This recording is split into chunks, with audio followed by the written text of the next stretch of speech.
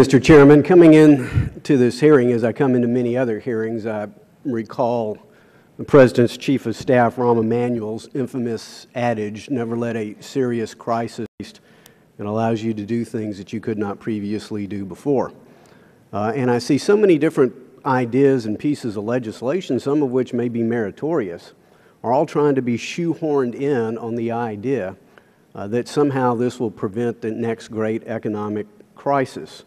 I've looked at the underlying causes. I have respectfully disagreed with the gentleman from Michigan. I'm trying to figure out where the corporate governance issue is. Now, I believe there are some very legitimate corporate governance issues that we need to discuss as a society. Having said that, I'm not exactly certain that the federal government is somehow uniquely qualified to mandate best practices for corporate governance.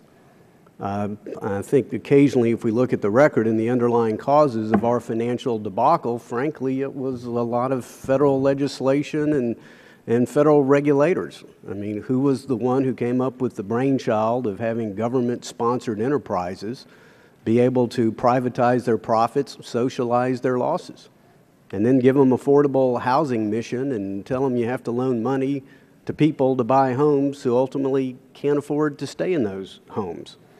Maybe it was the bright people who came up with the idea we ought to create an oligopoly in rating agencies, and we know where that got us. Maybe it was the fine regulators at OTS who could have stopped AIG, but didn't. They had the regulatory authority. We learned yesterday. The SEC had full regulatory authority to have Lehman account for their Repo 105 transactions. They didn't. Could have stopped them. Could have had them reserve more capital, lower their leverage. Didn't do it. Maybe it was those federal people who came up with those great ideas. Maybe it was the bank regulators who said if you'll concentrate your statutory capital in Fannie and Freddie, all will be fine. My point is, as one who has spent a number of years in private enterprise and a number of years in government, I haven't found that people in government are somehow uniquely smarter or more insightful than those in private business. So again, I believe there may be some legitimate debates over certain aspects of these proposals. But to think that at this time that, number one, that corporate governance issues were somehow at the heart or even a significant contributing factor to our economic crisis, I just haven't seen the evidence. I have an open mind, I just don't have an empty mind.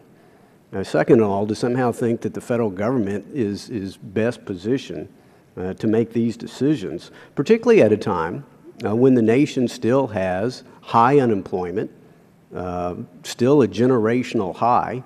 Here's one more great uncertainty, one more great cost, one more great mandate to be thrown on the job-creating sector in America, that perhaps maybe the federal government ought to let it do its business and get about creating jobs, which I think most of our constituents would agree, job number one ought to be creating jobs.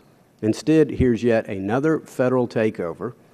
Here's more federal mandates that's going to harm jobs. And again, if this was just restricted to Wall Street, I just question, why is the proposal going to impact every single publicly held company in America?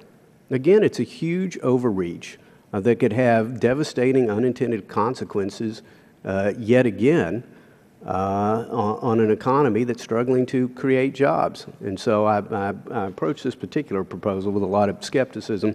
Mr. Chairman, I yield back to balance my time.